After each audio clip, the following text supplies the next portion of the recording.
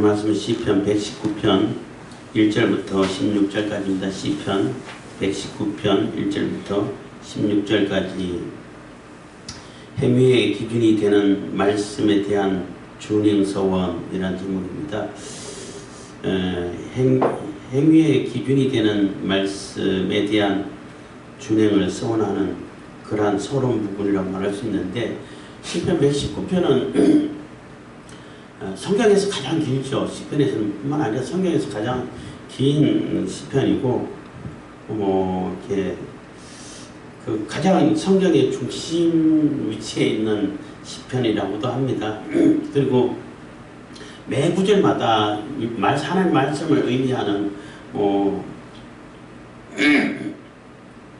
율법, 법, 증거, 판단, 이런 여러 가지 하나님 말씀을 표현하는 그러한 용어가 매 구절마다 이제 두 구절만 빠졌나 하고 다 있고, 또 이게 답관체라고 해가지고, 답관체는 뭐냐면은 알파벳 첫 글자를 이제 순서대로, 예를 든다면은 영어로 한다면 A, B, C, 이거 히브리이기 때문에 알렙, 기울, 벳 이렇게 나가는, 알렙, 벳, 기울 이렇게 나가는데, 그 첫 글자가 대부분 답관체 시편은 한 절씩 이렇게 돼 있어요. 한 절씩 A, B, 2절 B, 3절 C, 아니면은 짧으면은 1절에서 A, B, C, D 이렇게 나가든지 그런 것도 있고, 2절씩 나가는 것도 있고 있는데, 이거는 8절, 8절씩 첫 글자 알렙을 쭉 8글자 하고, 그 다음에 베트를 이렇게 8글자 하고 8절 하고, 그 다음에 기물을 이렇게 식으로 22절 이렇게 나가는 거예요. 그래갖고 176절까지 있어요. 그래서 가장 시편에서 아주 잘 짜여진 시라고도 말하기도 하는데, 또 119편은 율법, 하나님 말씀을 찬양하는, 말씀을 노래하는 시예요. 근데 하나님 말씀을 노래하는 시는 시편 1편도 하나님 말씀을 노래하는 시고, 또 외우기는 쉬운데 시편 19편도 하나님 말씀을 노래하는 시고, 119편도 하나님 말씀을 노래하는 시입니다.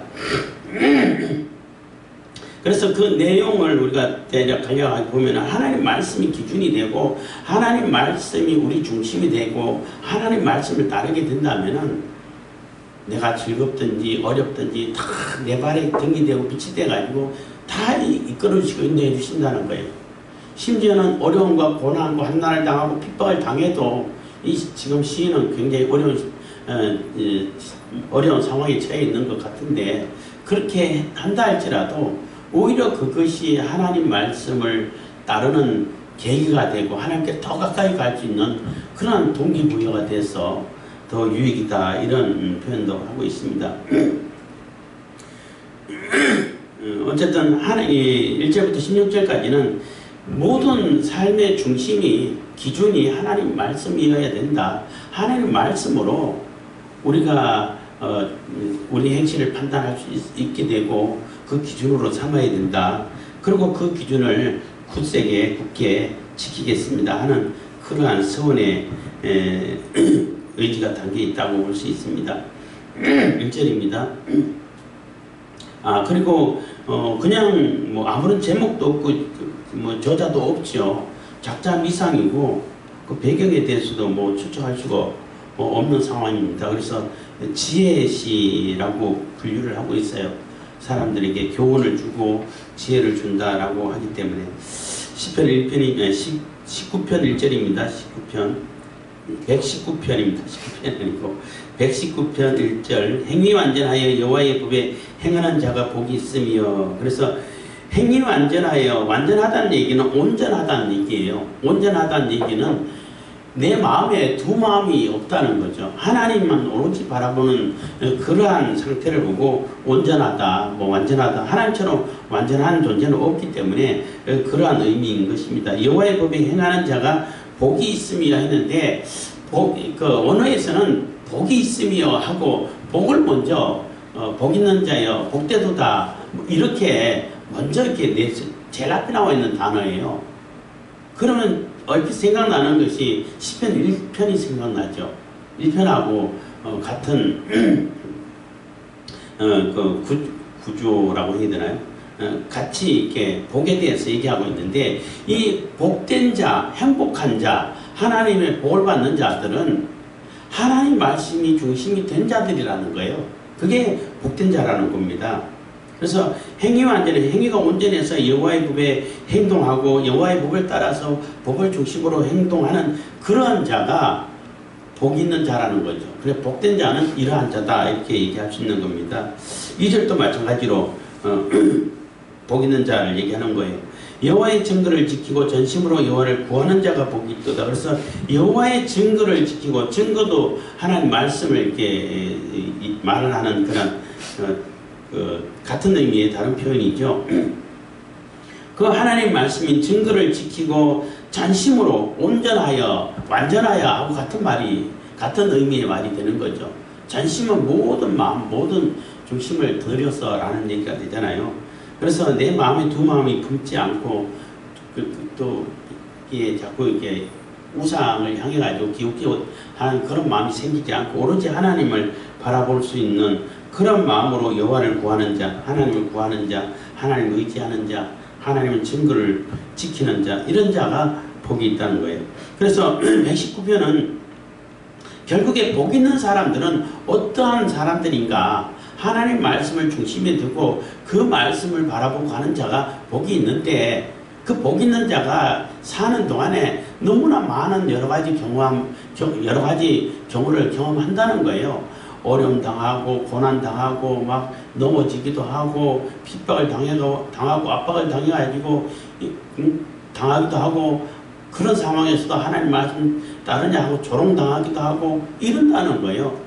그렇지만 그런 많은 과정을 거치긴 하지만은, 그렇지만 하나님 말씀이 딱 중심 서 있는 사람이 결국 그 사람이 복된 사람입니다 하고 얘기하는 것이 시편 119편이라고 말할 수 있는 겁니다. 3절입니다. 실로 저희는 불의를 행치 아니하고 주의 도를 행하는 도다. 그래서 그 말씀이 중심된 그 사람은 불의를 행치 않죠, 당연히.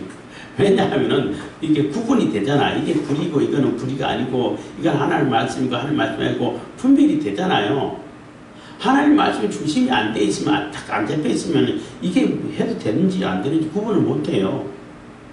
뭐 출애굽기 20장 십계명도 나옵니다만은, 십계명을 우리에게 주신 것은 그 방향으로 방향으로 하나님의 백성들의 삶의 자세가 규범이 어떤 것인지를 준 것이거든요. 그것을 일일이 세세하게 내가 다 지켜야 돼, 다 지켜야만 구원받아, 그런 거 아니래. 다 못 지켜요. 이게 읽다 보면은 한 조항도 저촉이 안 되는 부분이 없는 것 같아요. 제가 뭐 읽다가 막 얼굴이 뜨끔뜨끔할 때도 있고, 완전히 그냥 하나도 제대로 지킨 게 없네, 이런 생각이 들 때도 있는데, 인간의 힘으로는 그것을 다 지킬 수가 없어. 율법의 그 요구를 다 충족 못 시켜요.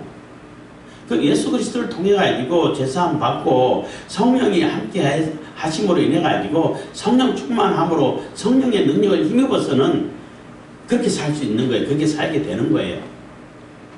그게 이제 율법인 것이고, 그래서 율법을 읽으면서 성경을 출애굽기 20장을 이렇게 살피면서, 역시 율법이 있어야 내가 죄인인 줄 알겠구나, 이런 생각을 아주 절실하게 하게 되더라고요. 율법이 없으면은 뭐 사들 다 좋은 게 좋은 거지, 뭐 그렇게 사는 거지, 뭐 내가 뭔 죄가 있어, 이렇게 되는 거거든요. 그 마찬가지로 주의 도를 행하는 자는 불의를 행치 않는다는 얘기는, 하나님 말씀이 굳건히 서 있고 그 하나님 말씀에 따라서 하나님 주님의 도를 따라 사는 사람은 불의를 따라 가지 않죠. 가려고 해도 제어를 하겠죠. 절제를 하고, 그 얘기인 것입니다. 그래서 실로 저희는 불의를 행치 아니하고 주의 도를 행하는도다. 4절, 주께서 주의 법도로 명하사 우리로 근실히 지키게 하셨나이다. 그래서 주께서 주의 법도를 명하사, 이 같은 하나님 말씀 얘기하는 겁니다. 법도를 명령해가지고 우리를 아주 성실하게 또 진실하게 부지런히 진실하게 이렇게 지키게 하셨다는 거예요. 그래서 하나님 말씀을 부지런하고 어느 날 한 번만 딱 지키고 다 지켰어. 이게 아니란 얘기예요. 뭐 할례파 율법주의자들은 할례만 받으면 다 됐어 끝났어. 이게 아니라는 거예요. 부지런히 지켜야 된다는 얘기. 건실히 지킨다는 얘기는 부지런하고 진실되게 지켜야 된다는 얘기인 겁니다. 그래서 하나님 말씀에서 벗어나지 않고 그 말씀에 집중하라는 얘기인 거죠. 그 말씀이 내 중심이 되고 그 말씀에 집중돼 가지고 그 말씀으로 내 중심 삼아서 세상을 판단해가고 내 가야 할 길을 정해 간다는 거예요. 그러면 결코 불의를 행하는 일이 없고 불의를 행해도 빨리 돌아올 수 있는 그러한 여지가 생기는 겁니다. 5절입니다. 내 길을 굳이 정하사 주의 율례를 지키게 하소서. 그래서 내 길을 굳이 정하사 뭐 그냥 안 정해 주셔도 되는데 이게 아니고 굳이 정해 주시라는 반드시 정해 주시라는 거예요. 내가 어디로 가야 될지를 정해 주시는 것이 바로 하나님 말씀 따라가라는 것이 정해 주신 거예요. 굳이 정한다는 얘기는 이렇게 뭐 정해도 되고 안 정해도 된다는 얘기가 아니라 하나님께서 이 하나님 말씀, 하나님 도를 따라서 하나님 율례를 따라서 살아가라고 이렇게 딱 정해 주셨다는 거죠. 그래서 정하사 주의 율례를 지키게 하소서. 그래서 그것을 잊어버리지 않도록 내가 하나님 말씀, 하나님 도, 하나님 율법을 따라가지고 살아가는 걸 잊어버리지 않도록 내 마음에 딱 정해 주셔가지고 그 율례를 따라서 그 말씀을 따라서 꾸준히 지켜가게 해주십시오. 그렇게 살아가고 싶습니다 하는 소원도 들어있는 것입니다. 소망도 들어있는 거죠. 6절입니다. 내가 주의 모든 계명에 주의할 때에는 부끄럽지 아니하리이다. 그래서 하나님의 모든 계명도 같은 율법, 법도 똑같은 얘기죠. 하나님 계명에 주의할 때 주의해서 하나님 말씀 따라 살고 하나님 말씀에 붙잡혀서 하나님 말씀 따라서 실행하고 할 때는 부끄러움을 안 당하죠. 하나님의 칭찬을 받게 되고 하나님의 백성으로서 하나님 자녀로서 하나님의 보호를 받게 되죠. 부끄러움은 언제 당하는 거예요? 하나님 말씀 떠났을 때 부끄러움 당하는 거예요. 하나님 말씀을 버렸을 때 이스라엘 백성들이 하나님 백성으로 살지 못하고 그냥 형식적인 제사만 드리고 지 마음대로 살고 탐욕을 부리고 온갖 우상을 다 갖다 놓고 사람들에게 포악을 행하고 억울하게 만들고 이런 정의란 찾아볼 수 없고 공의를 전혀 실천하지 않는 이런 삶을 살아서 완전히 하나님 말씀을 버린 거잖아요. 하나님 말씀을 떠나버린 거잖아요. 그래서 얼마나 부끄러움을 당하고 수치를 당했어요. 포로를 당하고 시드기야 왕 같은 경우는 정말로 잔인한 일을 당하고 도망가다 잡혀가지고 그 자기가 보는 앞에서 자기 신하들 아들까지 다 죽이고 다 보라는 듯이 다 죽이는 거예요. 다 보고 나서는 이제 다 봤지? 눈 필요 없지? 다 눈을 뽑아버렸어. 그러고 질질 끌고 가서 쇠사슬에 묶고 끌고 가서 바벨론의 감옥에 쳐넣었는데 얼마나 살았겠어요? 한 몇 달 무사했을 것 같아요. 그리고 그 예루살렘에서 바벨론 거기까지는 400km가 넘는 거리라고 하는데 그 뭐 몇 달간 그렇게 질질 끌려갔으니까 제대로 살았겠습니까? 그러니까 얼마나 그 부끄러움을 당하겠어요. 그 시드기야 왕이 예레미야에게 하나님 말씀 없냐? 하나님 말씀 있습니다. 뭐냐? 지금이라도 항복하세요. 그거는 싫은 거야. 지금 항복하면 사람들이 나 욕할 텐데 그래도 그게 사는 길입니다. 욕 좀 먹으면 어때요? 안 그래요? 그리고 하나님 말씀을 따라가지고 항복을 했는데 하나님 말씀에 순종하는 것인데 그 큰 욕이 뭐가 될 수 있겠어요? 그렇게 크게 또 뭐 상처를 입지도 않을 텐데 그거 싫어가지고 끝까지 하나님 말씀 안 듣고 반응하다 결국은 그 엄청난 그런 치욕을 당하고 부끄러움을 당하고 욕을 당했죠. 그것처럼 하나님 말씀 떠나게 되면 부끄러움을 당하는 거예요. 궁극적으로도 우리가 하나님 말씀을 떠나고 하나님 도를 떠나고 예수 그리스도를 떠나게 되면은 영원한 지옥에서 부끄러움 당하는 거예요. 그래서 내가 주의 모든 계명에 주의할 때 주의하고 하나님 말씀 지키고 하나님 말씀 안에 있을 때에는 부끄러움을 당하지 않아야 한다는 거예요. 물론 하나님 말씀 지키기 위해서 많은 사람들에게 조롱도 받고 어려움도 당하고 하지요. 그것도 뭐 사람들이 볼 때는 부끄러움이라고 얘기할 수 있는데 내 자신 스스로는 부끄러워할 필요가 없는 거예요. 그리고 영원한 부끄러움은 아니에요. 잠깐 그런 어려움을 당할 뿐인 것이고 나 스스로 그걸 부끄러움 여기지 않으면은 뭐 부끄러움도 아닌 것이고 사람들이 하나님 말씀 이 상황에서도 하나님 말씀 지킨다고 조롱하고 욥의 친구들 욥의 주위 사람들처럼 부인처럼 뭐 조롱을 하나님 저주하고 죽으라고 이런 조롱하고 한다 할지라도 나는 부끄럽지 않는 거예요. 그래서 영원한 최종적인 부끄러움을 얘기한다고 말할 수 있습니다. 7절입니다. 내가 주의 의로운 판단을 배울 때에는 정직한 마음으로 주께 감사하리다. 그래서 주의 의로운 판단, 주님의 의로운 심판 이렇게라도 얘기할 수 있는 것입니다. 그래서 하나님의 심판은 하나님의 심판, 하나님의 판단은 의로운 거죠. 왜 의로웠냐면 하나님이 의시니까. 하나님은 그분 자체가 의이시니까 하나님이 하신 모든 것이 의가 되고 하나님 그분 자체가 선이시기 때문에 모든 것이 선이 되는 거예요. 어떤 선이 있고 악이 있어서 하나님이 내가 선을 택해가지고 행동해야겠다 이게 아니란 얘기예요. 하나님은 선을 따라서 행동하시는 분이 아니라 하나님 그 자체가 선이신 거예요. 요게 똑같은 건지도 뭐 그게 아닌가 이렇게 생각할 수도 있을지 모르겠지만은 달라요. 하나님 그분 자체가 선이시기 때문에 하나님이 하신 모든 것이 다 선이 되는 거예요. 만약에 악이 따로 있는데 하나님께서 선택해서 하신 분이라 그러면은 저거 사람 볼 때 저건 악한 거 아닐까 이렇게 되는 것이고 악이 있으면은 하나님도 따라하면은 그게 하나님 되는 게 아닌가요? 개념 자체가 잘못된 개념인 거예요. 그래서 하나님 자체가 선이시기 때문에 하나님 판단하시는 그 판단은 하나님의 판단은 모든 것이 다 의로운 판단이고 정의로운 판단이 되고 선한 판단이 되는 겁니다.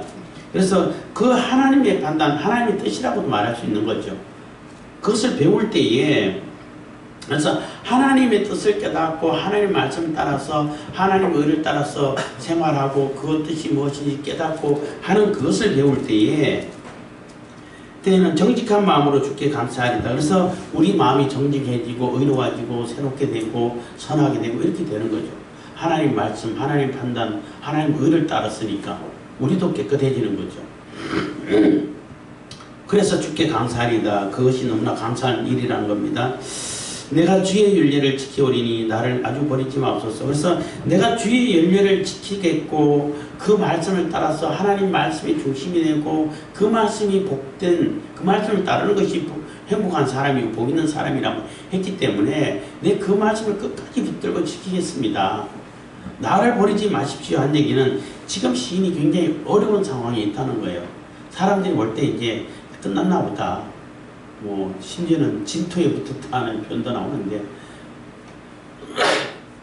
죽을 지경이라는 얘기죠. 거의 뭐 사람들이 볼 때는 다 곧 죽겠구나 이렇게 할 정도로 어려운 상황이라는 거예요.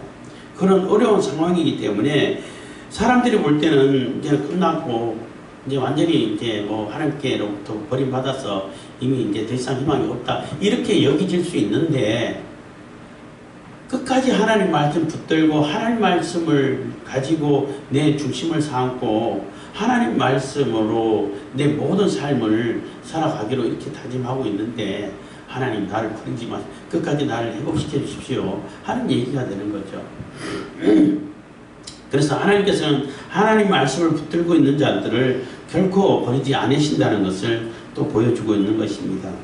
9절입니다. 청년이 무엇으로 그 행실을 깨끗게 하리까 주의 말씀을 따라 삼가할 것이니이다. 그래서 청년이라는 얘기는 가장 이렇게 그 활동력이 강한 자들이잖아요. 가장 능력도 뛰어나고 무서울 것도 없고 사실 사람 중에 가장 인생에서 가장 이렇게 그 황금기라고 말할 수 있는데 뭐 자신감이 있어서 뭐든 지가 다 할 수 있어.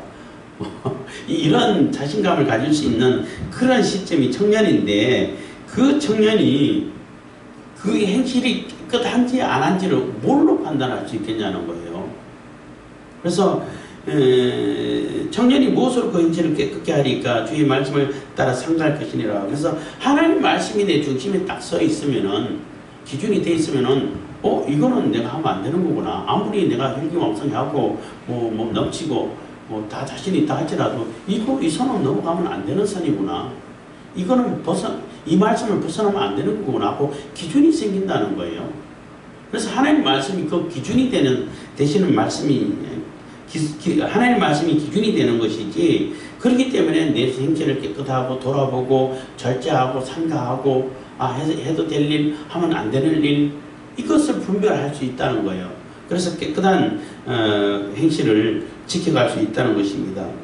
10절, 내가 전심으로 주를 찾았사오니 주의 계명에서 떠나지 말게 하소서. 그래서 전심으로 그래서 주의 말씀, 주의 계명 다 같은 얘기인데 매 구절마다 이렇게 말씀을 의미하는 용어가 나오는 겁니다. 내가 전심으로 주를 찾았사오니, 그래서 모든 마음으로 온전히 완전히 같은 의미라고 말할 수 있죠.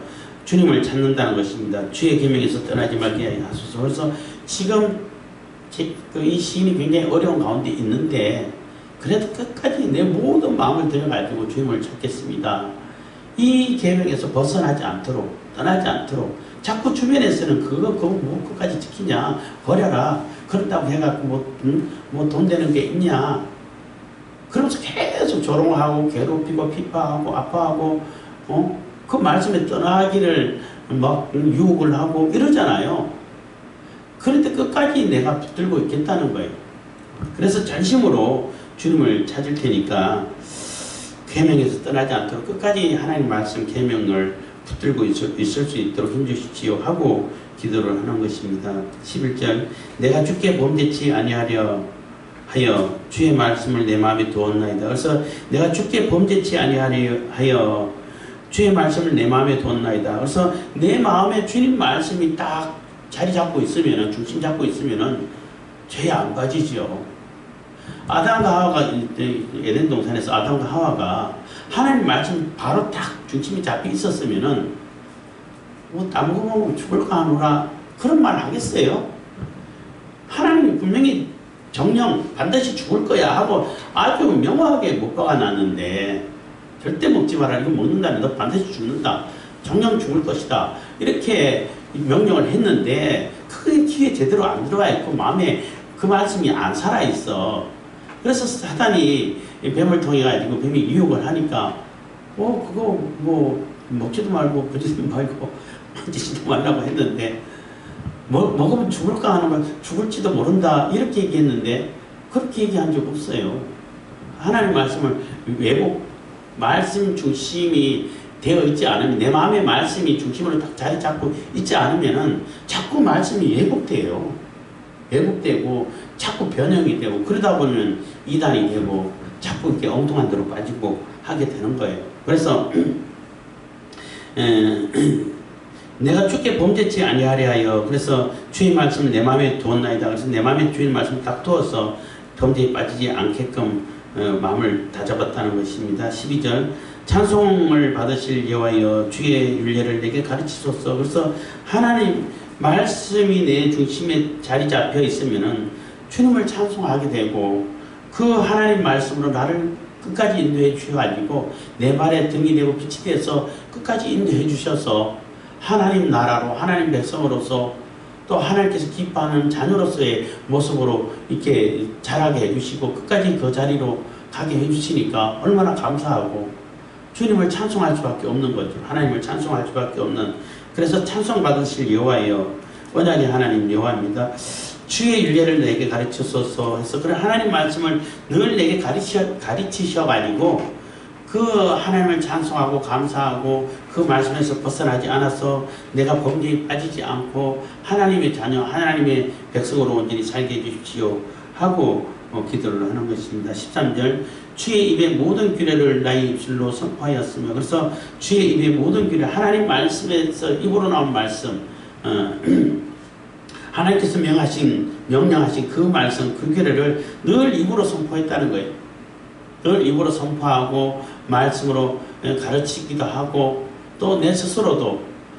그래서 사실 책을 읽고 뭐 할 때는 소리내서 읽는 게 훨씬 이게 잘 외워지고 빨리 익혀지고 해요.